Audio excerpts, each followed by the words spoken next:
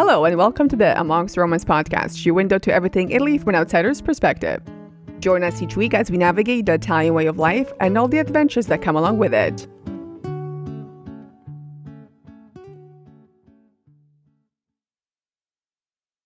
When it comes to visiting Italy, you're likely to start or end your journey in Rome. It's one of the biggest cities in Italy and one of the major transportation hubs. Now, a lot of people ask for tips and things to do in Rome, and they want to have an idea of what they want to see. We already did an episode on tips for visiting Rome for first-timers. So today I thought I'd show you a different side of Rome. So if you're looking for a theme or simply want to explore the city from a different perspective, then this episode is for you.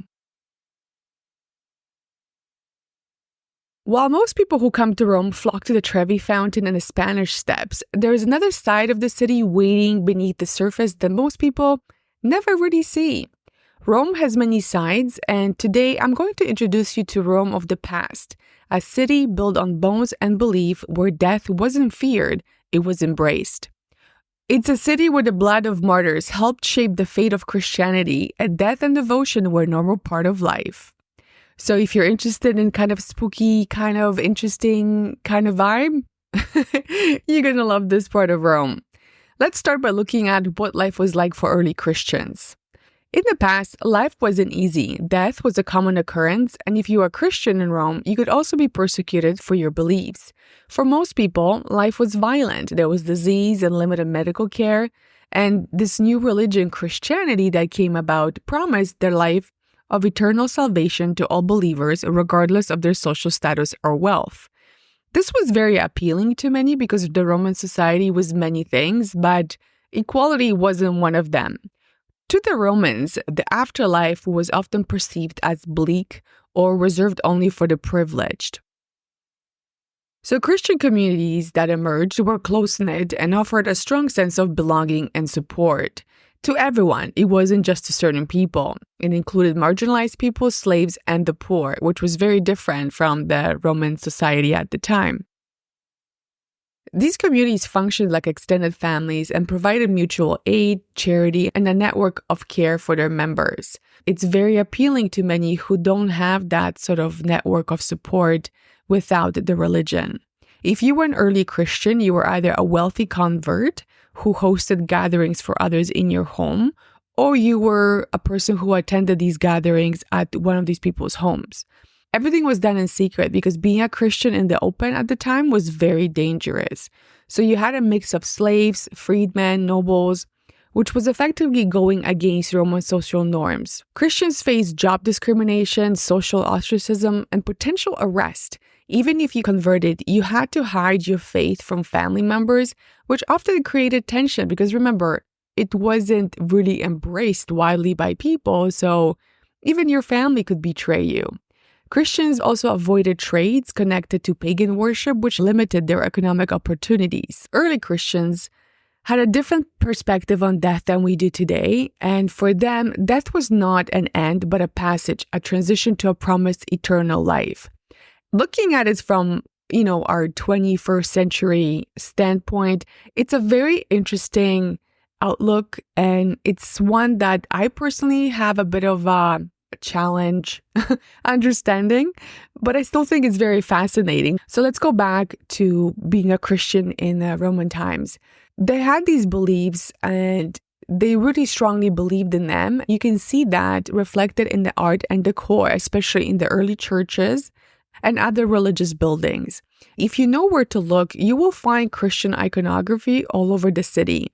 And once you know what to look for, it will change your perspective on life and everything in between. So now let's take a look at some of the interesting places you can visit to get a glimpse into that world beyond the Vatican.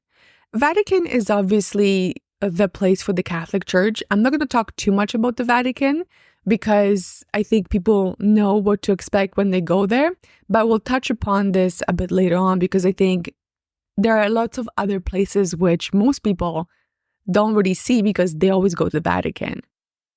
So I think the most interesting way to start this exploration is by visiting the catacombs and crypts beneath the ancient city streets. There are over 60 catacombs in Rome, but only a few of them are open to the public. You can find them along the Via Appia. It's one of the oldest Roman roads dating back to about 300 BC. The name catacombs comes from a Greek phrase, catacombas, meaning near the hollows or by the quarry.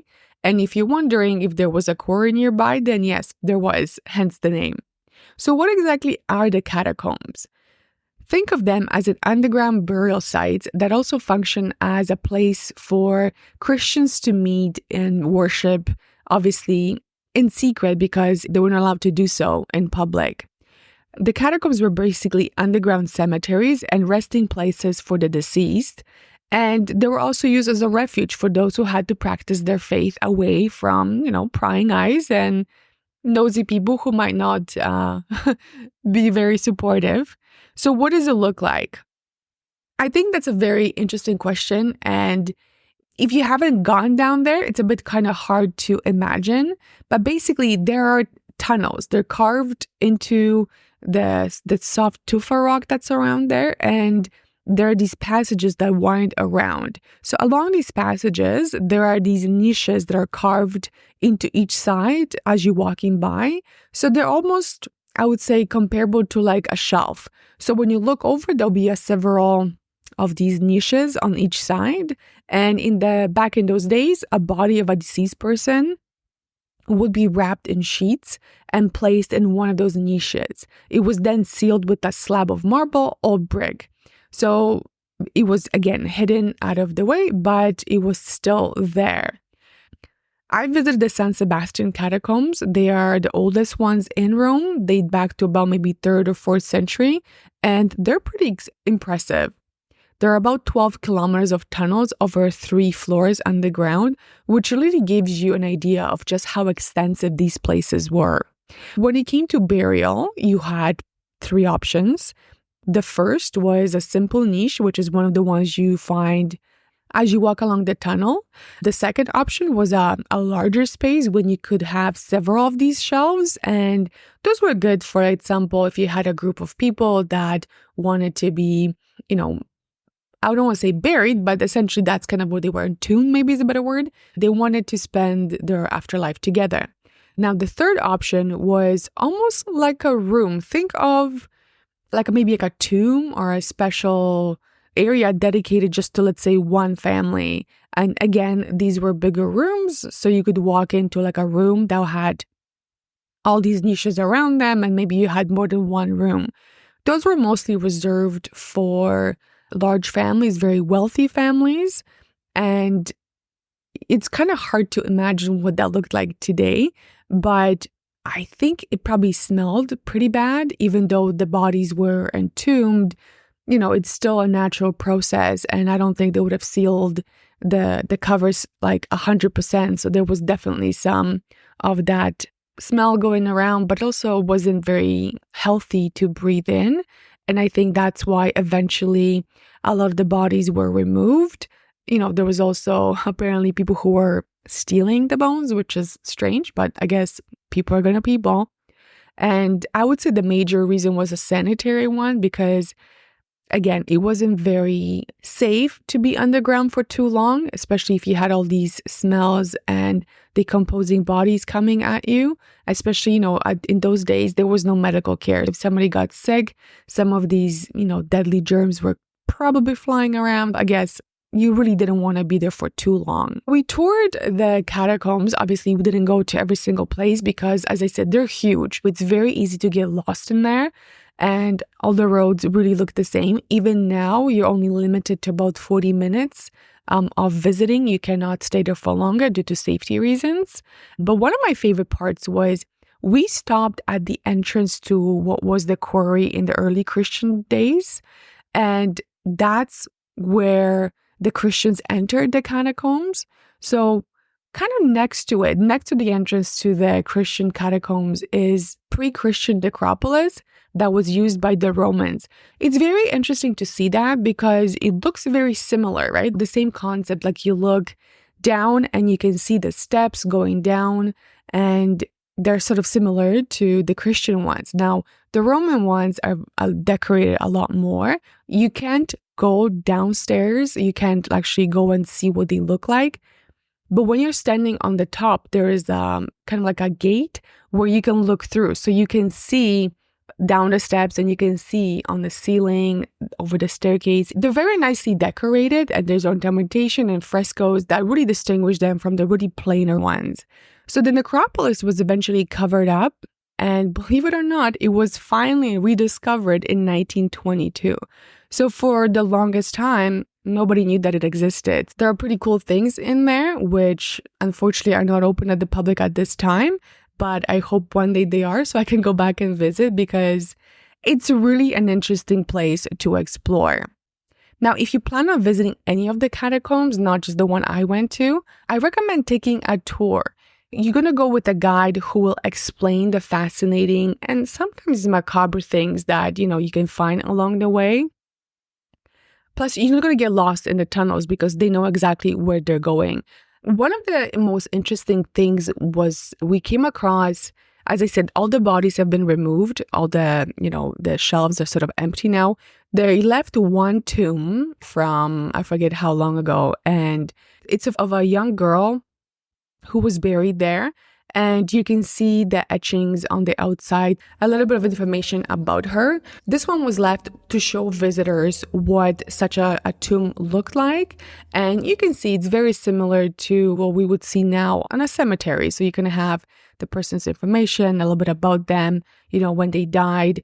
And you can see the same but different. And it's very interesting to see how the process of burying people has changed over time, which again, it's very fascinating. I really think that this is a great place to explore Rome and its connection to not just the religious component, but the time where Christianity and the pagan world of the Romans sort of interacted, and they were existing at the same time, maybe not together, but it was still there. It's really interesting to see what we know now, what happened to the Roman Empire and what happened to the Christian world. Again, if you're into history, if you're into kind of different things, you're going to love the catacombs. Another place to explore this theme is the Church of Our Lady of the Immaculate Conception. There's also a Capuchin crypt attached to the church, and that's the place you really want to see and explore. So from the outside, the church looks just like any other church. Maybe the ornamentation is slightly different. And honestly, I've walked by that church so many times and I have never really thought too much about it. I had no idea that the Capuchin crypt was there filled with bones, like literally. So what is the Capuchin crypt? The crypt is located underneath the church. The church goes back to the 17th century. And when you go inside, you don't go inside the church. You're going to go on a side. There is a museum. And in the museum, you can learn about the history of the Capuchin monks. And there's lots of, pictures. There's lots of religious objects that tell the story of the order. You go through it, you can learn all about it. You can see different artifacts. And the monks didn't always live here. They had to move from somewhere. When they first came to this location, they brought with them the remains of many of the other dead monks. We're talking bones, skeleton remains, and there were a lot of them. They had to do something with all these bones, so decided to decorate their new space with these bones. I mean, it's a very different concept, I would say. And it's something that I found bizarre and fascinating at the same time. It just shows you how different the approach to dealing with death was for the early Christians and how it sort of evolved over time. And it's really interesting to step into these rooms because there are bones everywhere. And, you look at it from a current perspective, and I get a different vibe. But once you understand sort of what was their motivation, it's a bit easier to comprehend. So you're thinking, okay, why would you fill up a room with bones of other dead people? Like, what does that tell you? So there are several chapels decorated with the bones, and you'll see different things. There's a chapel of the skulls. There is a crypt of pelvises. There's a crypt of leg bones and thigh bones, which again is a theme for what you'll find there. they're not piled up in a corner or sort of like stacked on a shelf. They're actually used to create, like they're arranged. So they're arranged in a niche around like the ceiling, or they are arranged to create a design. It's really elaborate. Sometimes the chandelier is made out of femurs. There are some entire skeletons. They have the capes, the capuchin robes, and they're posed in prayer. So again, it's very intricate. It's very well thought out. And there's a surprising level of artistry and devotion there when you're thinking of why would they do that. So I guess in those days, the idea was that your body is left behind and your spirit goes in with God. It was almost like having these remains near you would have put you closer to God, and the bones were a representation of life. And I don't know, honestly, it's very bizarre for me to comprehend, but it was done out of devotion and respect, not only for God, but also for your fellow monks. It's a very interesting place to explore. Now, when I was there, I think January, February, you couldn't really take pictures. Now I see people on TikTok and some on Instagram, people showing video and pictures from there. So I don't know if they've changed the rules or these people are just doing it illegally. If you go and you want to take pictures, just make sure you ask, because you can be fined. And again, I don't know if they changed the rules. So when I was there, you couldn't do it. But, if you go and you want to do that, make sure you ask first. Now, let's move on from that early Christian to a little bit further up. And there's another world of really interesting things in Rome that relate to Christianity and the whole concept of death. And one of them is another church. And it's called Santa Maria della Orazione e Morte, and it's known in English as Saint Mary of Prayer and Death. Now, this church is in the historic Via Giulia. Honestly, I've been again by this church many times. I've walked by. It looked very interesting. I didn't really pay too much attention, and that's on me. That's my mistake, because outside of the church, there are skulls. It's not the same as they are in the Capuchin crypts. These are not real skulls. They're just very, elaborately designed carvings on the outside. There's also a little, almost like an insert, and it's got, I would say, morbid messages. But I guess in those days, it was just sort of a reminder, death is here. You're going to die today, me, today, tomorrow, which that's basically what it says. And it's, again, a reminder that you're going to die. Everybody's going to die, which we all know, but we are not as comfortable with talking about it, I think, in current society as they were back then. So what is this church about, and why should you visit? The church is interesting because it was dedicated to the forgotten dead, and it was founded in the 16th century by the Brotherhood of Prayer and Death. Now, so what is this about? At the time, up to probably 16th century, this might be again hard to believe, but there was a growing issue with abandoned corpses, people who have passed just being on the streets. And these brothers took it upon themselves to collect these forgotten bodies and provide them with a dignified burial. So if you think your job is bad, just think of these people who volunteered every day to walk around the city looking for dead bodies, sometimes fishing them out of the water and bringing them back to be buried. I hope that gives you some, perspective on your current job, because that's, to me, would have been very, very hard, but also very traumatizing job, I think. So again, the question goes, why were there so many dead bodies lying around? And I don't know if necessarily it's one of those situations when you walk around and like you trip over dead bodies. I don't think it's like that. I think it was a time where a lot of people were poor.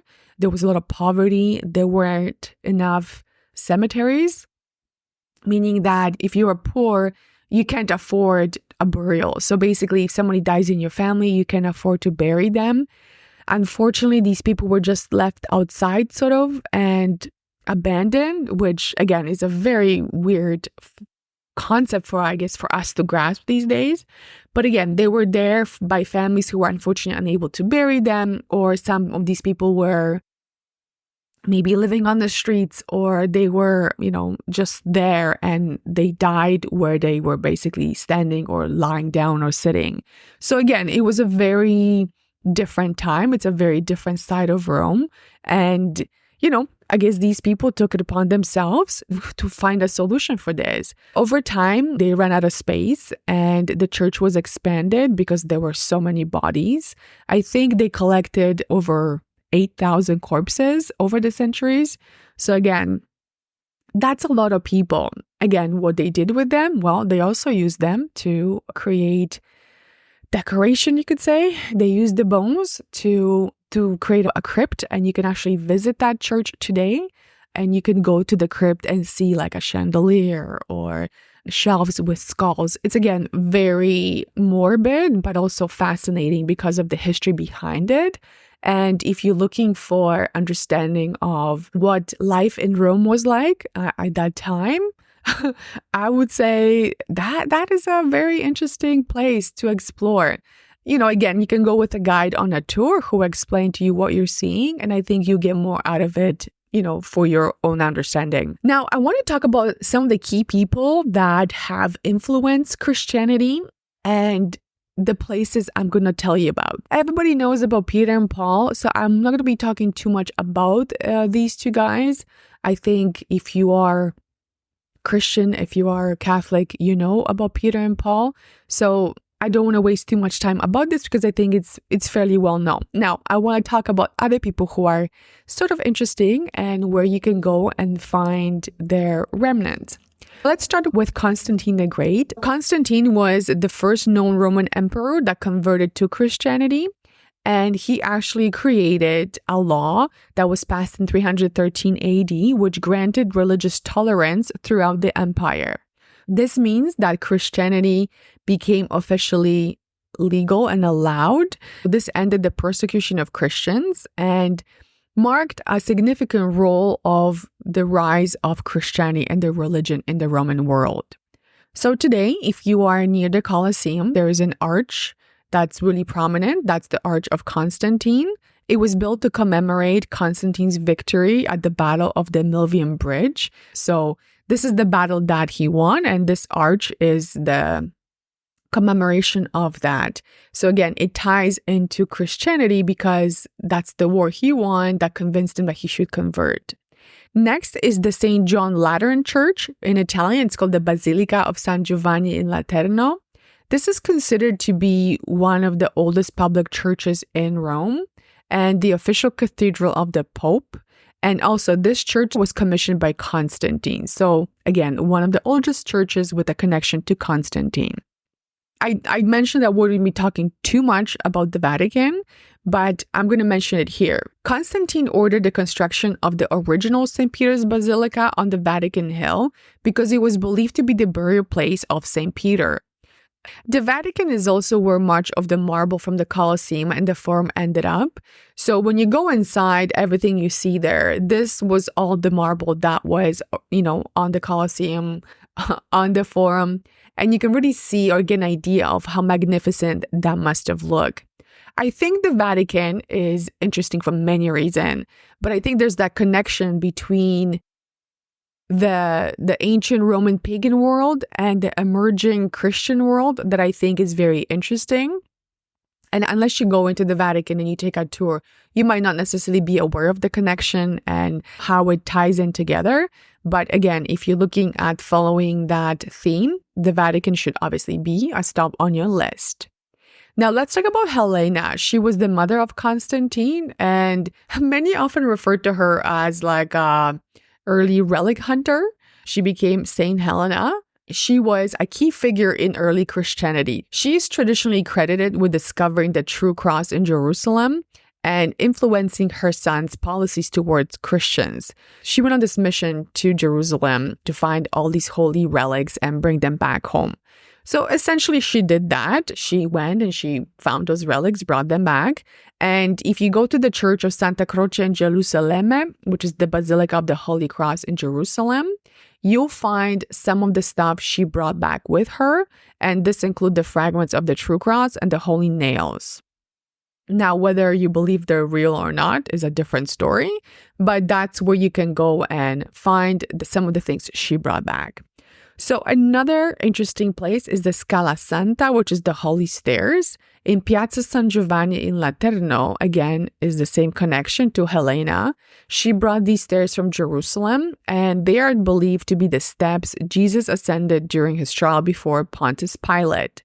Again, it's a great connection between that early Christian world and the pagan world. And I think it's a fascinating place to explore just to get more of an understanding of that connection again. Now, when we talk about women, Roman women who influenced the Christian path and Christianity in general, we can't omit Saint Cecilia. So Cecilia was a Roman woman. She came from a wealthy family. She's believed to live between 2nd and 3rd century AD. According to the story, she was a devout Christian from a young age. She had tutors, and obviously this was done in secret, but she was very committed to her faith.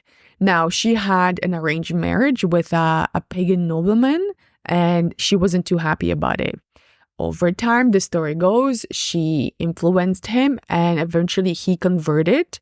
And then his brother did as well. So the two of them would go and, do some charity work. They would try to convert people and spread the word of Christianity. Unfortunately, as it was in those times, they were all captured. So the men were executed. Cecilia was condemned to death. Then they tried to kill her one way, didn't work. They tried to kill her another way. She had a pretty gruesome ending, but she took her a while to die. So until her death, she continued to preach and she continued to advocate for people to convert. And today, if you go to the Basilica of Santa Cecilia, that church is of real importance because it was built on the site of Cecilia's family home. You can actually explore the beautiful mosaics and the crypt where her body was discovered. It was found a lot later after her death, and it was remarkably preserved. According to the story, Pope Urban I was the one who consecrated the basilica on the spot of where her home was in the 3rd century. The current basilica, however, the one you see today, was built in the 9th century by a different pope. But it's interesting still, the connection where you can go and explore that connection between the pagan world and the Christian world.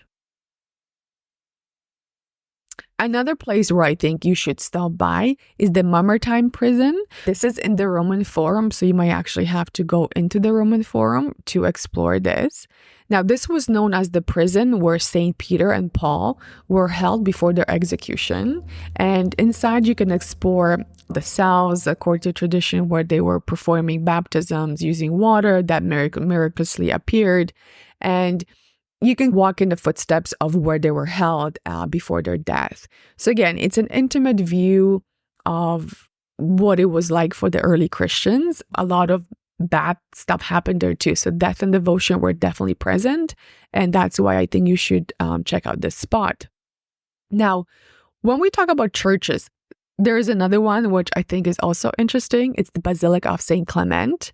And it's a 3-tiered church.